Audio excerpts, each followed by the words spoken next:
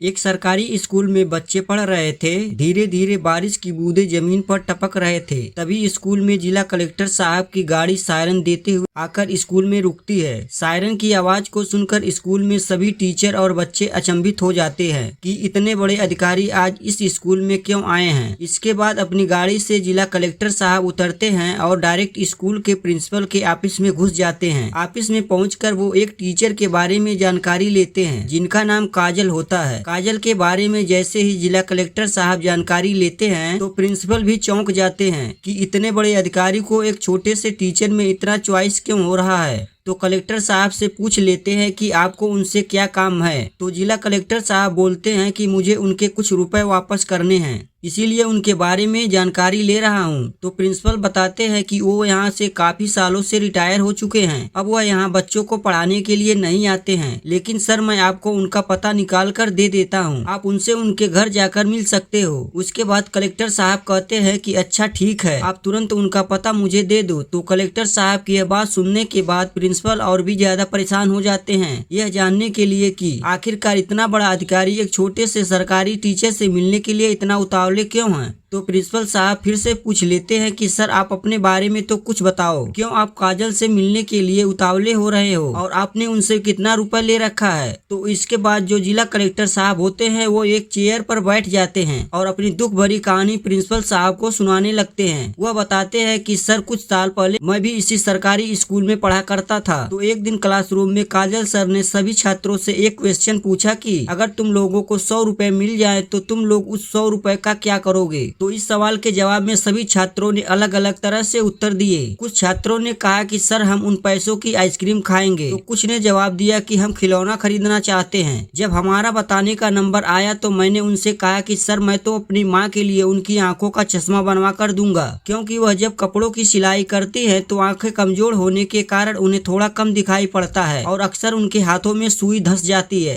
मेरी इस जवाब को सुनने के बाद काजल सर अपनी कुर्सी छोड़कर मेरे पास आते हैं और मुझसे कहते हैं कि बेटा तुम्हारी माँ की आंखों के लिए चश्मा तो तुम्हारे पिता बनवा देंगे, तो मैं उन पैसों को अपने कुछ खेलने या कोई खाने की पसंदीदा चीज खरीद सकते हो। तो इसके बाद वह छात्र कहता है, जो कि अब जिला कलेक्टर बन चुका था, कहता है कि सर मेरे पिताजी तो बचपन में ही मौत हो गई थी। पिता के मरने के बाद मेरी माँ ने मेरा देखभाल किया और वही मुझे पढ़ा लिखा रही है। वह दूसरों के घर में चूल्हा बर्तन करके और कपड़ों की सिलाई करके मेरे पढ़ाई का खर्चा उठाती है। उसकी आंखें अब थोड़ा कमजोर हो गया है। अब इन सब बातों को सुनकर काजल सर बहुत ही मौन हो जाते हैं और बड़े ही दुलार प्यार से उस छात्र को गले से लगा लेते हैं और कहते हैं कि बेटा जो जवाब आज तुमने दिया है उसे पता चलता है कि तुम अपनी माँ से कितना प्रेम करते हो और जहाँ तक मेरा अंदाजा है तुम अपनी जिंदगी में एक बहुत बड़े आदमी बनोगे। उसके बाद काजल सर उस छात्र को 100 रुपए देने की बजाय 100 रुपए ज्यादा देते हुए कहते हैं कि बेटा 100 रुपए तो मैं तुम्हें अपने कहे अनुसार दे रहा हूँ और यह 100 रुपए मैं तुम्हें ज्यादा दे रहा हूँ, इनको भी अपने पास रखो, जब तुम्हारे पास पैसे हो जाएंगे तो मुझे वापस देना। इसके बाद कलेक्टर साहब बताते हैं कि उस दिन के बाद काजल सर मेरी कई बार हेल्प की थी, जब स्कूल में ड्रेस मिला करता और मुझे फ्री में पढ़ने की किताबें भी दिला दिया करते थे। काजल सर का बहुत एहसान है मुझ पर, मेरी कामयाबी के पीछे उनका बहुत बड़ा हाथ है और इसी वजह से आज काजल सर से मिलने के लिए आया हूँ, उनके पैसों लौटाने के लिए आया हूँ। अब कलेक्टर साहब की इस बात को प्रिंसिपल साहब भी सुनते हैं तो वह भी दुखी हो जाते हैं। इधर इस बात को सुनाते सुनाते कलेक्टर साहब की आंखों में आंसू आ गया था। इसके बाद प्रिंसिपल सर स्कूल के रजिस्टर में से काजल सर का पता खोजकर कलेक्टर साहब को देते हैं। इसके बाद कलेक्टर साहब अपनी गाड़ी में बैठकर उस दिए गए पते पर जाने लगते हैं। थोड़ी देर बाद वह उस दिए पते पर पहुंच जाते हैं, लेकिन वहां जाकर पता चलता है कि वो अपना घर बेचकर किसी दूसरे शहर में बस गए हैं। वहां रहने वाले लोगों से जानकारी की तो उनका वर्तमान पता भी मिल जाता है। उसके बाद कलेक्टर साहब उस बताए हुए वर्तमान पते पर निकल जाते हैं। कुछ घंटों के बाद वह उस शहर में भी पहुंच जाते हैं और बताए हुए पते के मुताबिक एक घर का घंटी बजाते हैं तो अंदर से एक लड़का बाहर निकलकर बोलता है कि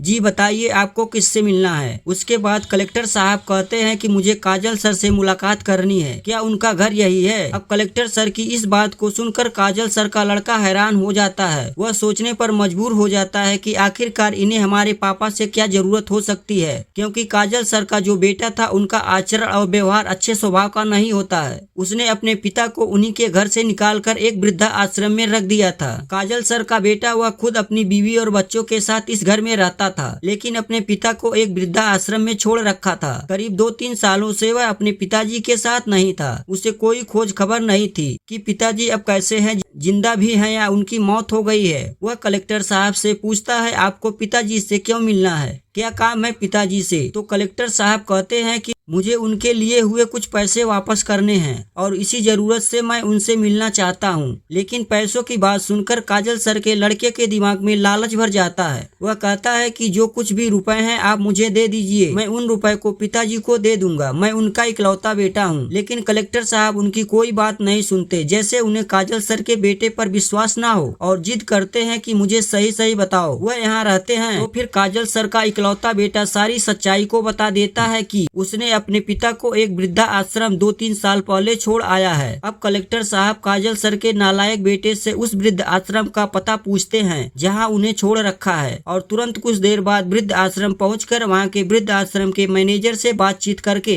काजल सर के बारे में पूछताछ करते हैं और उन्हें काजल सर का रूम नंबर पता चला। तुरंत कलेक्टर साहब अपने सुरक्षा गार्ड को वही रोक कर अकेले ही उस कमरे में जाते हैं। वहाँ जाकर देखते हैं कि काजल सर अपने रूम में एक बेड पर सोए हुए थे। उन्हें देखकर ही लग रहा था कि वह कितना बीमार और कमजोर हो गए हैं। उनके पास जाकर कलेक्टर साहब उनके पैर को छूते हैं तो मास्टर साहब कहते हैं कि बेटा तुम कौन हो, मैंने तुम्हें पहचाना नहीं, यहाँ वृद्धा आश्रम में मुझसे मिलने के लिए क्यों आए हो? इतना कहते हुए अपने बिस्तर से उठकर बैठ जाते हैं। तो कलेक्टर साहब कहते हैं कि सर मेरा नाम कुणाल है, एक समय था जब मैं आपके पास सरकारी स्कूल में पढ़ा करता था। तो काजल सर अपने दिल दिमाग पर थोड़ा जोर डालते हैं। उनकी याददाश्त अब समय के अनुसार अब थोड़ी कमजोर हो चुके थे, लेकिन वो उसे पहचान जाते हैं कि यह वही छात्र है जिसको मैंने 200 रुपए दिए थे इनकी माँ की आंखों का चश्मा बनवाने के लिए। तो काजल सर कहते हैं कि अच्छा बेटा तुम वही कुणाल हो जिसको मैंने एक बार 200 रुपए दिए थे चश्मा बनवाने के लिए। तो इस पर कुणाल कहता है कि हाँ सर मैं वही छात्र हूँ जिसको आपने 200 रुपए दिए थे और कहा कि इसमें से 100 रुपए अपने माँ का चश्मा बनवा लेना और 100 रुपए अपने पास रखना, जब तुम्हारे पास पैसे होंगे तो मुझे लौटा देना। सर आपने कई बार मेरी इसी तरह से मदद की थी और आज मैं आपके उन्हीं पैसों को लौटाने के लिए आया हूँ। अब कलेक्टर साहब की इस बात को काजल सर सुनते हैं तो उनकी आंखें आंसुओं से गीली हो जाती है और आंखों से आंसुओं की बूंदें टपकने लगती हैं। टीचर को रोता देख कलेक्टर साहब थोड़ा सा हैरान रह जाते हैं तो उनसे पूछते हैं कि सर आप इस तरह रो क्यों रहे हो? उसके बाद काजल सर अपनी सारी दुख भरी कहानी कलेक्टर साहब को बताने लगते हैं। काजल सर बताते हैं कि बेटा उस समय मैंने तुम्हें सिर्फ 200 रुपए दिए थे जो कि तुम्हें आज इतने सालों के बाद भी याद है, और एक मेरी इकलौती सगी औलाद है जिसका मैंने पालन पोषण कर बड़ा किया। अपने पिता होने का फर्ज मैंने बखूबी निभाया, लेकिन फिर भी मेरी कोई कदर नहीं, कोई परवाह नहीं। वो मेरी भावनाओं के साथ खेलता रहा और मुझे यहाँ वृद्ध आश्रम में छोड़कर चला गया। और एक तुम भी किसी माँ के बेटे हो जिसको मैंने सिर्फ 200 रुपए दिए थे, जो तुम आज उन पैसों को वापस करने के लिए कहां तक ढूंढ कर यहाँ आए हो। दोस्तों अब कुणाल अपने टीचर के आंसुओं को पोंछते हुए उन्हें दिलासा देता है। तो काजल सर कुणाल से उनका हालचाल लेते हैं और पूछते हैं कि बेटा अब तुम करते क्या हो? तो कुणाल बताता है सर मैंने आगे भी अपनी पढ़ाई को जारी रखा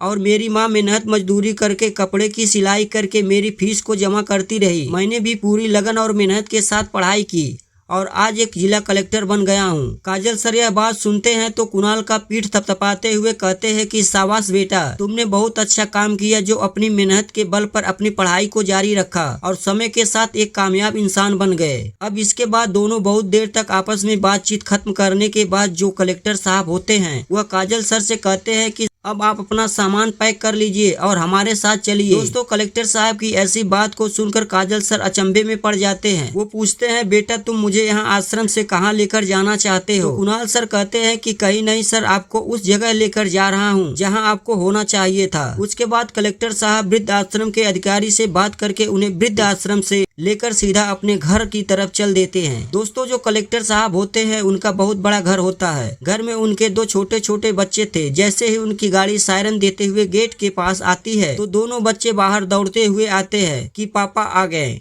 इसके बाद कुणाल अपनी गाड़ी से उतरता है और साथ में अपने टीचर को भी गाड़ी से उतार लेता है और कहता है कि आज से आपका यही घर है, अब आप हमारे साथ रहोगे। दोस्तों, काजल सर कुणाल की इतनी बड़ी बात सुनते हैं तो हैरान रह जाते हैं और बहुत ज्यादा भावुक हो जाते हैं। दोस्तों, काजल सर की आंखों में एक बार फिर से आंसू बह जाते हैं। फिर कुणाल जो कलेक्टर साहब थे काजल सर को अपने गले से लगा लेते हैं और चुप कराते हैं। इतने में ही कलेक्टर साहब की माँ और पत्नी भी बाहर आ जाती हैं। इसके बाद ये लोग काजल सर को अपने साथ घर के अंदर ले जाते हैं। कुणाल सर उन्हें अपने हाथों से अच्छे से नहलाता है और नए कपड़े पहना कर उन्हें अपने घर में रखता है। कलेक्टर साहब की माँ और उनकी पत्नी को काजल सर के बारे में बहुत अच्छे से मालूम था कि कभी इन्होंने हमारे बेटी की पढ़ाई में बहुत मदद की थी और माँ का चश्मा बनवाने के लिए भी 100 रुपए दिए थे। हर तरह से उन्होंने कुणाल की मदद की थी, इसलिए माँ और उनकी धर्मपत्नी भी उनका बहुत आदर सम्मान करती हैं। कलेक्टर साहब भी बहुत अच्छे से अपने टीचर की देखभाल करते हैं। उनके दोनों बच्चे उनके साथ खेलते थे और धीरे धीरे उनका स्वास्थ्य में भी काफी अच्छा सुधार हो जाता है, क्योंकि सभी परिवार के लोगों ने उन्हें बहुत प्यार और सम्मान दिया।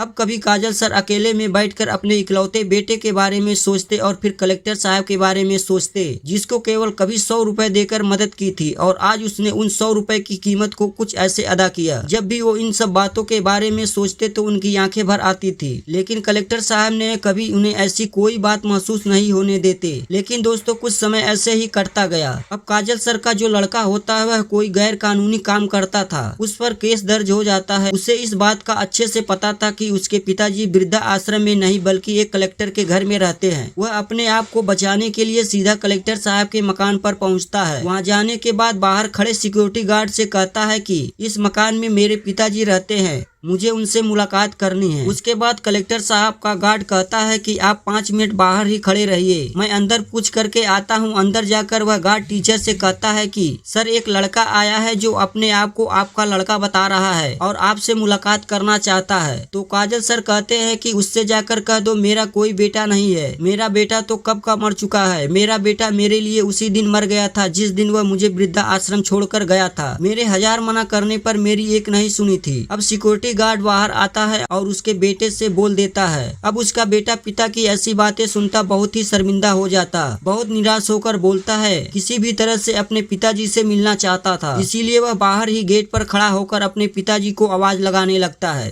कहता है कि पिताजी मेरी बात को सुनिए, मैं आपका बेटा यहाँ दरवाजे पर खड़ा हूँ। इसके बाद उसके पिता नाराज होकर बाहर आते हैं और आकर कहते हैं कि कौन सा बेटा, मेरा बेटा तो मेरे लिए उसी दिन मर चुका था जिस दिन वह मुझे अकेले छोड़कर गया था। मैंने तुमसे कितनी बार कही कि बेटा मेरे साथ ऐसा व्यवहार मत करो, लेकिन तुमने मेरी एक बात ना सुनी, तो फिर तुम आज क्यों यहाँ चले आए। तो उनका बेटा कहता है कि पिताजी मैं एक केस में बुरी तरह से फंस चुका हूँ, पुलिस मेरे पीछे पड़ी है, मुझे सलाखों के पीछे डाल देगी। सिर्फ एक आप ही ऐसे हैं जो मेरी मदद कर सकते हैं। आप कलेक्टर साहब से बोलकर मुझे बाहर निकलवा दीजिए। लेकिन पिताजी कहते हैं कि यह तेरे बुरे कर्मों का नतीजा है जो आज तुझे भगवान ने दे दी है, इसमें हमारा कोई कसूर नहीं है, जो तुमने बोया था आज वही तुम्हें मिला। इतना बोलकर गार्ड से कहते हैं कि इसे यहाँ से बाहर निकाल दो, ऐसे मुजरिम को अपने दरवाजे पर भी न रोको। इसके बाद वह वहां से चला जाता है। तो शाम में कलेक्टर साहब घर लौटते हैं तो उन्हें सारी बातों का पता चलता है कि आज इनका बेटा उनसे मिलने के लिए हमारे घर आया था और उन्होंने उसे यहाँ से भगा दिया। दोस्तों, कलेक्टर साहब को पहले ही पता था कि उनका बेटा एक लालची और मक्कार इंसान है, इसीलिए वह इस केस में कोई इंटरेस्ट नहीं लेते हैं और उसे ऐसे ही जाने देते हैं और अपने टीचर और परिवार के साथ सुखी जीवन बिता रहे थे।